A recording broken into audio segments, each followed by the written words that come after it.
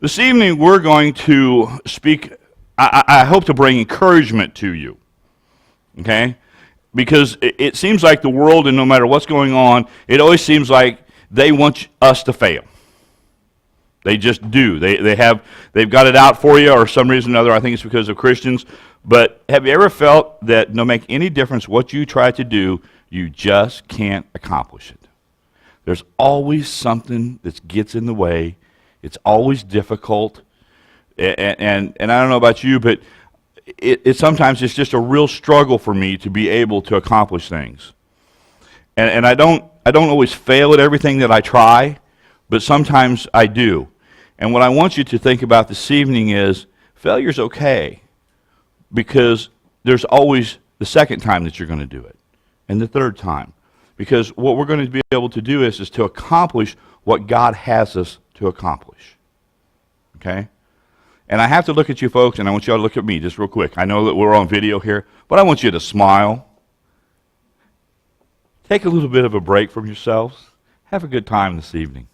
We're going to get going on it. In case you didn't know it, and it's the truth here, battles are won in the trenches. In the grit and grime of courageous determination. They're won in day-to-day arena of life. In other words, everything we do sometimes seems to be a battle. You got to just keep keeping on. Keep plugging. Keep trying. Because we will accomplish it. We need to have perseverance that God is going to direct us through our problems.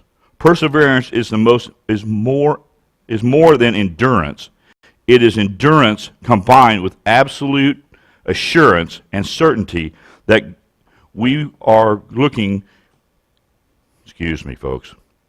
It is endurance combined with absolute assurance and certainty that we are going to accomplish what we need to accomplish. We will have the victory to be able to do it.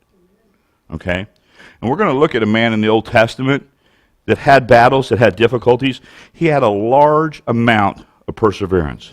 He did not allow what looked like an insurmountable task to be able to stop him from accomplishing it. Okay? He had a burden for his fellow man, and God allowed him to victoriously accomplish it. We're going to start out in Nehemiah, and we're going to start out in chapter 1, and we're going to read the first 4 verses. It said, "The word of Nehemiah, the son of H, it came to pass in the month of C, in the 12th year, as I was in S, the citadel, that Hananiah, one of the brethren, came with men from Judea, and I asked them concerning the Jews who had escaped, who had survived the captivity concerning Jerusalem. And they said to me, the survivors who are left for the capacity in the province are there in great distress and reproach. The wall of Jerusalem is also broken down, and its gates are burned with fire. So it was, when I heard these words, that I sat down and wept and mourned for many days. I was fasting and praying before the God of heaven."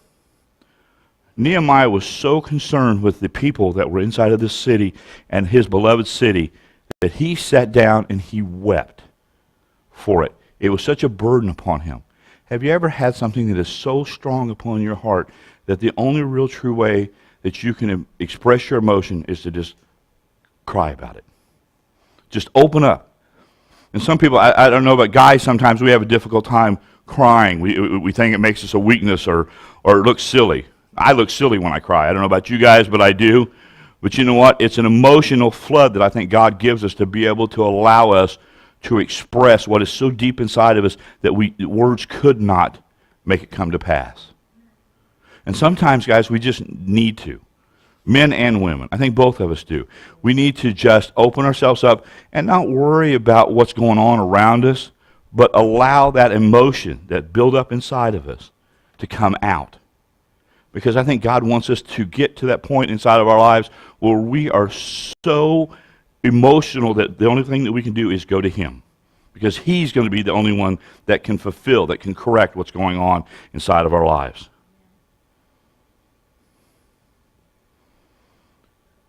It is not only when he heard the news that he fell into a passionate weeping, but the sorrows continued for many days. Nehemiah had a true burden for his fellow man in the city of Jerusalem.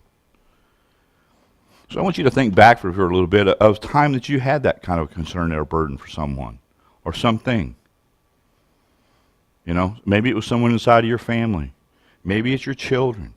Maybe they're running wild and you just have no other way than to just express your emotion towards them. Or something else happens, or a loved one passes away. I remember when my mom did.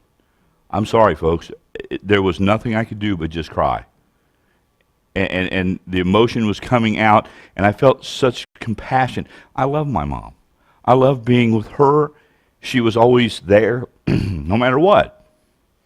Sorry, I get emotional even thinking about it. But you know what?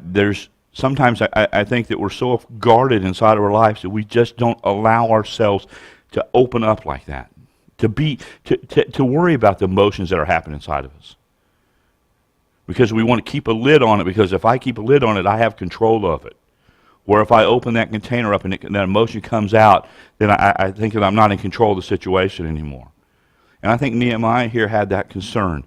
He was so compassionate for his town, for his people, that he knew no other way than to just open himself up and to be involved in showing out. But Nehemiah directed his sorrows and tears towards God. And that's the only thing I think we can do, folks. I think we need to direct ourselves so that the compassion and the feelings and the hurts that we're having, we need to open it up and be in relationship with God about it. Tell God about it. There's nothing you can say that he hasn't heard before. And sometimes we think, well, I have to be, I need to pray, but I need to pray in King James. I don't think we need to pray in King James. I think he knows exactly what you're saying and what's in your heart. And he knows it before you say it. But you need to say it so that you know it. Okay? Nehemiah laid out his burden before God and left it in God's hands. Now, that's the only thing I think we can do with our problems too, folks. I think we need to turn it over to God. And I always try to imagine myself taking it, putting it in a basket or a bundle or whatever it is, and taking it up and setting it in God's hands and turning around and walking away from it. And the problem is we want to check back and make sure God's doing something with it in our time instead of allowing God to work it in his time. What if we had the same amount of burden and grief for our fellow Christians today? Pastor was talking about we're going to be doing an outreach for the church, and it's to bring others in.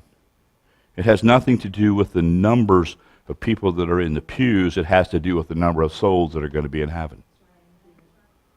And we need to look at it with that kind of a burden, that kind of compassion for these people. As we're going to be looking here at Nehemiah, he had a great compassion for it, and he did not allow what the obstacles seemed to be in the world to get in the way of what he knew he needed to do. And I think we need to do the same thing when we're on our outreach for our church. For the fellows out there that are not Christians. It doesn't make any difference what kind of lifestyle they came from, what kind of habits they have. I mean, let's face it, if we all stood up in here and told one story about ourselves, by the third or fourth story, our mouths would be dropping open and we would be thinking, my gosh, Christ loved them, but that took some serious loving going on there. I mean, let's think about it, folks. Yeah, there's, and even for those of us who were raised inside of the church, we are absolutely no angels. Okay? But the same love that loved you can love them. And they don't have to, the people that we're going to be reaching out to don't have to be what we consider to be candidates. They need to be sinners that need Christ. And the rest of it, leave up to God. As we're going to see, God did some miraculous things in Nehemiah's life. Some things that you and I would have a hard time imagining be able to happen. But Nehemiah put it in God's hands, and he allowed it to happen. Now, I'm going to skip over, instead of reading all the verses, I'm going to kind of skip over and summarize some of them. If we look here in chapter 1, verses 5 through 11, what happens is Nehemiah prays to God about the situation that has such a burden on his heart. What does he do? The very first thing he does is he prays about what's going on. He does not try to figure it out on his own. He doesn't think about how he can fix it. What he does is he puts it before God. He requests God to help him to find favor with the king he is a cupbearer for, so that he, Nehemiah, can go and rebuild the wall around Jerusalem. Being a cupbearer was not the biggest of the positions for a king. It was a position, but it wasn't the biggest one. But still, Nehemiah was not going to allow what seemed to be an obstacle for him, or what would be an obstacle for the world, to get in the way of what he knew he needed to do. And we need to do the same thing. In the burdens that we feel for each other, in the burdens that we feel for this world, the burdens we feel for our church and our families, don't allow what seems to be a situation that you don't think could possibly take place, because it can take place. What we have to do is get out of the way and allow God to work in our lives. Okay?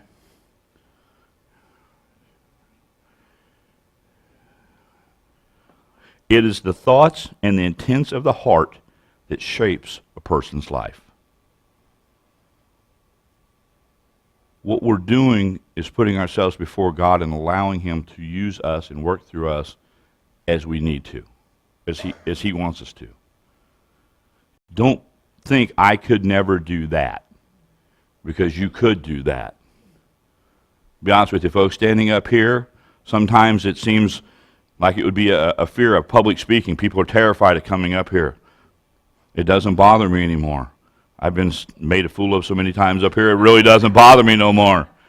You know, I can't say names, I can't pronounce, I don't read well aloud. Why God has me up here, I don't know. Okay? But I will tell you that if it touches one person in here, then all my stammering and all my mistakes and everything I do is well worth it. Okay? And so anything that you do, if you go to the bike rallies and you're out there witnessing to people and talking to them, if you whatever you're doing, if you work at Lake City and you just talk to your fellow person you work with, or you just are in fellowship with people and give them a little bit of a difficult time and just love them and talk with them. Each person in here does something different. But what we need to do is to put ourselves in a position that God wants us to be in, so that he can work through us to do the things we need to do. And get out of the way. And don't say I can't, because you can. There's not a one of you in here that couldn't be right here behind this pulpit, speaking the word. Because it's not me that's speaking it, it's God that's speaking through me. Okay? And in chapter 2, verses 1 through 9, again, I'm just going to summarize. It says, Nehemiah finds favor with the king and is allowed to go to Jerusalem to rebuild the wall. So God is giving him what he has asked to be able to do. Not only does God work it out so that Nehemiah can go, but God also has the king to give Nehemiah letters that will give him safe passage through the many lands on his way. Have you ever thought, boy, I don't know if I could go through that. It would be kind of dangerous to be out there. God can protect you in any place and every place. I'm sure that you guys have probably been in some motorcycle places that were looking a little scary. But you know what? I would be rather to be safe in God's hands and not worry about what man could do. Okay? Nehemiah gets a letter that he also instructs the keeper of the king's forest that he must give Nehemiah all the lumber that he will need to rebuild the walls and the gates. Not only does he give him safe passage to get there, but then he gives him the money to be able to do it. Have you ever heard the excuse, well, we just don't have the money? That's not an excuse with God, because God can provide it anywhere and everywhere. Your wallet is not your source. Okay? The church checkbook is not our source. God is our source. And he can make miraculous things to happen. And not only that, folks, but he can make it happen in you. Your checkbook could increase so that you could pay for it. Okay? But you got to remember that it's God's money, not ours. And do with what God instructs you to do with it. Your checkbook may look big, but if God says give it away, give it away. Because there will be more to come. The king also sent along captains of the armies and horsemen to make sure Nehemiah made this trip safely. The king provided for Nehemiah in every aspect. And I'm telling you now, folks, the king can provide for you in every situation and everything you do. If God lays something upon your heart, he's going to provide all your needs to be able to do it. Even if it's a large project. Nehemiah is going back to Jerusalem to build a wall around an entire city. Our projects don't seem quite that big. I mean, let's face it. Come on, folks. I mean, I think we ought to have people in and feed them dinner. Okay. That does not mean that we can't do that. It means that God needs to work it out. And we need to allow ourselves to be in that. Or maybe we need to have an open house where people are going to come in and we're just going to feed them. We're not going to pester them. We're not going to do anything more than just open our hearts and our place of home to them. God can provide. Okay? Why should we have any doubts that God can supply all the things that we need to accomplish whatever God has to do? It's us that get scared because God's already got it planned out. He already knows where all the material is going to come from. He already knows who's going to be available. The workers that come in. Pastor talked about it this morning. This church started in his living room. And Michelle and Bonnie Reiner were here, and they came and knocked on the door on a Sunday morning and asked if they could rent this building because his living room was too full. And I want you to think about how many people are inside of this church and how much this church has affected people. Why? Because Pastor was obedient to what God instructed him to do. Was there struggles and difficulties that came along the way? Yes. But he didn't put God inside of a box and allow him not to work inside of his life. He allowed him to go and do the things that God wanted him to do. We also know that if God will send angels to protect us in the ways that we think might be scary areas. I talked earlier about going down to a motorcycle rally, or to the inner city, or any place else that sometimes people find scary. You've got the biggest big brother there is on the block. Why are you worried about what man can do? Because Christ is going to put you safely through it. And if you are a Christian and you do get promoted, you win. I mean, we try to figure this stuff out, folks, and I look at it, and I was looking at Nehemiah in the story, and he fascinated me because he did not allow obstacles to get in the way. He just kept working at it, and he kept accomplishing little tasks, not because of what he could do, but because of what God could do through him. Okay? Nehemiah 2:10. And when the Hormonite and the Ammonite officials heard of it, they were deeply disturbed that a man would come to seek the well-being of the children of Israel. Whatever you do, folks, there are going to be haters. There are going to be people out there that are going to say, no, you can't do this. No, that can't be accomplished. No, we don't have the money for that. And there may be people that if you've turned on the media lately, any channel you pick, they make being a Christian look like a fool. Alternative lifestyle is the way everything should be. It's always bad news about what the church has done. If anybody makes a stand for anything that is even remotely or close to religion, they jump on them and pounce on them and try to make them look like fools. Okay? That hasn't changed. It went on here too.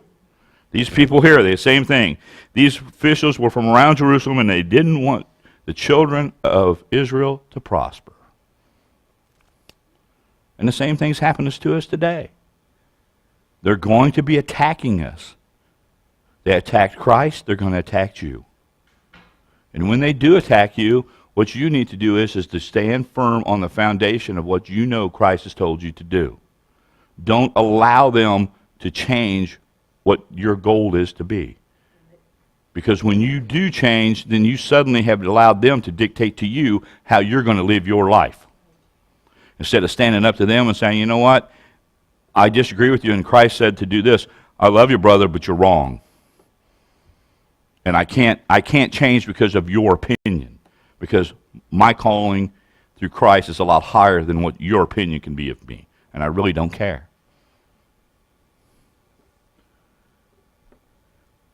Nehemiah 2:11 through 16, Nehemiah went out and viewed the walls and found the status of the walls and all of the gates. Stuff was in pretty bad shape. And you know, folks, if we looked at the world today kind of along that way, if we took a real survey of people and their lives, the world is, I've heard it, the term of going to hell in a handbasket. I believe it's right there that today. Moral standards have dropped so low that anything is accepted. Doesn't make any difference. I mean, it's just whatever makes you feel good, or whatever the drug is of choice, or whatever's going on inside of the world's just falling apart. And Satan is standing around laughing because he has caused man to believe that man can fix all the problems. And the world is falling down slowly around us. Well, not slowly, it's falling down quickly around us.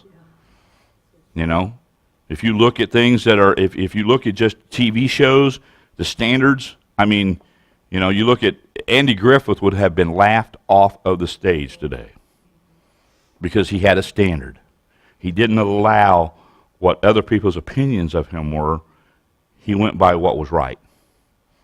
And we need to be the same way. I'm not comparing us to Andy Griffith, but I'm just saying of the moral standards that we need to have. And the world has just fallen down. And the gates here, the city has done the same thing. And Nehemiah 2:17 through 18, and this is Nehemiah said, Then I said to them, You see the distress that we are in, how Jerusalem lays waste, and its gates are burned with fire. Come and let us build the wall of Jerusalem, that we may no longer be reproached. And I told them that the hand of my God had been good upon me, and also the king's words that had been spoken to me. So they said, Let us rise up and build. And they set their hands to work. Nehemiah went and talked with the people of Jerusalem, and they agreed to rebuild the walls and the gates. Folks, if we speak to the people that are in the community and witness to them and prove to them that our God is truly of love and not of someone that's standing there ready to pounce upon them, but the benefits that come with being a Christian, I believe that they will come. I believe they will come and be at work because they'll see the gold is not for us personally, but it's how that they can benefit from the love of Christ that's inside of their lives. They'll get to work. I don't know about you guys, but one of the things that I always found interesting about Heart of God is we're always doing something. We're always working. There's always something going on. I remember when this building here was first, when Pastor Bob and Heart of God first came in, we were running 2 services on Sunday mornings, and there wasn't an empty seat in the building. People were coming just out of curiosity because there was so much going on. They wanted to see what was happening. Okay? And I think it can be that same way again.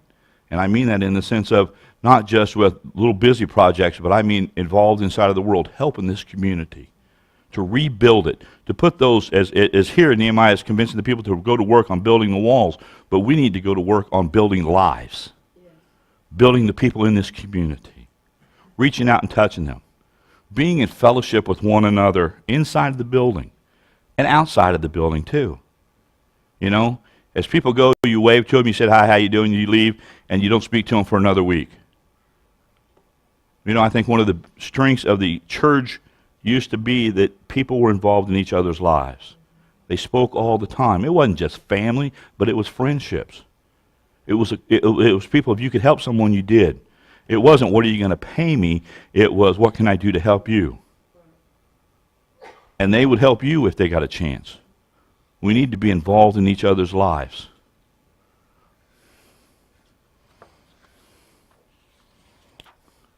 In Nehemiah 2:19 through 20, it says, But when the these 2 guys that were the officials from the other place, they laughed at us and despised us and said, "What is this thing that you are doing? Will you rebuild against the king?" So I answered them and said to them, this is Nehemiah talking back to him, "The God of heaven himself will prosper us. Therefore, we his servants will arise and build. But you have no heritage or right or memorial in Jerusalem." We will work together as one, and we will accomplish what Christ wants us to accomplish. Don't allow naysayers or the people from the outside or people that are going to be speaking bad about you to deter you from doing what Christ has done. Because they will make fun of you. They'll laugh at you. I remember one time I told a gentleman that I tithed, and I had to explain to him what tithing was. And when I explained to him what tithing was, he said, "You're kidding. You mean you just give your money to them?" And I said, "Yeah, I do." And he thought I was the dumbest person he'd ever met. But what he didn't realize was I was living a lot better on 90 than he could ever have lived on 100. Because Christ took my 90 and made it more than his 100. So I don't allow the outside world to dictate to me what their opinion of me is. Because they can have any opinion they want, but I'm not going to take it and give value to it. Because here they were laughing at him. So you're going to talk against the king? What they don't know is they were just trying to manipulate the situation. And Nehemiah said, "Nope, that ain't happening. I'm going to take and do what my Christ tells me to do." In Nehemiah 3:1, then the high priest rose up with his brother, the priest, that built the sheep's gate. They considered it and hung its doors. They built as far as the Tower of the 100 and consecrated it, then as far as the Tower of Hanal. The high priest and the other priests started the work on the sheep's gate. The leaders of the church were the people that started the activities happening. Now I'm going to tell you that is it's not only for the leadership, the people that are in leadership positions, but it's anyone that is inside of the church that is a Christian. You are a leader. You are a person that can have an outreach to other people. We as a church body need to be the people that start the ball rolling. We don't need to stand around and watch somebody else take it and decide what they're going to do, and then if we think it'll be prosperous or it's working out great, we're going to just go help them. No, what needs to happen is we need to put ourselves in the position of speaking to Christ, praying about it, putting our burdens upon him, and when he lays it upon our heart, we need to achieve those goals. We need to be outreaching to those who are in the community and witnessing to them at every turn. Not when it's profitable or when we're out with our little Heart of God signs on, but everything that we do. Just your lifestyle should speak volumes to the people in the community. I said it one time and I'll say it again. Heart of God is not just a church, it's a lifestyle. And I mean that in the sense of a Christian lifestyle. We need to be involved in everything that's going on the best we can, but also be involved helping others to accomplish what they need to go. If Ralph starts something and he wants to go on, I should fall in behind him and help him. Okay? Kathy asked me this evening if I could sing. I'm going to do her a blessing and I'm not going to try. Some things just shouldn't happen. Okay? But does that mean that I may not be up here with a microphone, but that doesn't mean that I couldn't support her? Okay? And be in fellowship with her and help her where I can. Okay? Same thing with each and every one of us that's in here. You say, well, I don't have a title behind my name. That means nothing. Christ picks people to work. He took a cupbearer and allowed him to go back to his hometown and build a wall, which is a massive project, and accomplish it and get it to be done. He got the leadership going, and they fell behind it, and they're going in line with it. Okay? The remaining verses in Nehemiah 3 tell us how many different people worked on different areas of the walls and the gates. You say, but I'm not a carpenter. No, but you can be a supporter. I'm sure that it took a lot more people than just the contractors to be able to build a wall. It took all the people that were behind it, the people that dug the ditch, the person that worked on the fence itself, the person that painted it, or whatever they had to do to it. They accomplished those things, folks. we can be those people. We can fall in line and rise up and help each other to be accomplishing the things that God wants us to. Nehemiah had started their project, but it took many different people to accomplish it. But how did the people benefit from building the wall? It gave the people a means of success that they had not had for many years. It was the first step in them rebuilding their lives. It was something in which everyone could participate. We all like to be a part of a project that is getting something done. It restored security to the city. It allowed those who were on the walls to provide security for those who were inside the walls. When we work as a group, folks, we're able to support and help each other. You may not have one talent, but you may have another. You may have the ability to do one thing and help somebody else. I can remember Kathy and I traded, I guess it was labors. I used my photography skills for her for something, and she used her leatherwork skills for me. And we traded straight across. Okay? But that was something that was able to be a benefit for each other. Okay? There's so many different things that each one of us in here has the ability to do and the talents. That I think that we don't think, we get ourselves in trouble because we don't think that we can do anything. Or if we do, you know, we're kind of embarrassed by it. Folks, put it out there. And if you mess up, well, you know what? You just mess up. But trying to work as a unity, as a body, is what Christ wants us to do. 2 Corinthians 15:7 says, "But you, be strong and do not let your hands be weak, for your work shall be rewarded." Nehemiah 6:15 says, "So the walls were finished on the 20th day of Elul, in 52 days. Now I want you to think about that one. They built a wall around an entire city in 52 days. You couldn't get an architect today to draw the plans to draw a wall around the city of Buckner in 52 days. But they built the entire thing. Why? Because they worked together. Which one?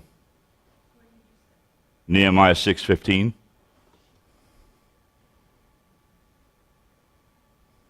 So the walls were finished on the 25th day of Elul in 52 days.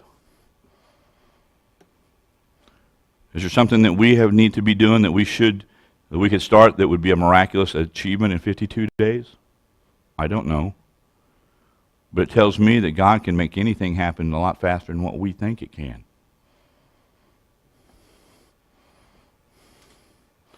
We also need to remember those who were trying to cause trouble did not go away. They were still outside the gates causing the problems. But did it stop it? No. They still accomplished what they had set out to accomplish in 52 days. Just because the walls was built does not mean that the trouble from the outside would go away. I don't know how many people remember when we built the church out here. It seemed like it took forever to get it done. And then when we got it done, there was still stuff that needed to be done. And people were like, I've worked on it. But it doesn't matter because Christ still had more things that needed to be done. There was always something to do. Always something to do. And if you do look at it that way, inside of our Christian walk, inside of our Christian life, it's the same thing. There's always something for us to do because Christ wants us to keep busy. 2 Corinthians 4:8 and 9, "We are hard-pressed on every side, yet not crushed. We are perplexed, but not in despair. Persecuted, but not forsaken. Struck down, but not destroyed." Christ will allow us to have victory in every situation. What we've got to do is to realize that we can have victory in those areas. In Mark 10:27, "But Jesus looked at them and said, 'With men it is impossible, but with God all things are possible.'" A Christian should never be hopeless, scared, or live in fear. Remember what Jesus said, "For with God all things are possible." So I encourage you this evening to be in prayer about what God has instructed inside of your life, the things that you need to be doing, and not allow the fear of the world or failure to get in the way, but to open yourself up to live and do what Christ has you to do. I'm done. Thank you all for coming this evening. Are we done back there, Matt?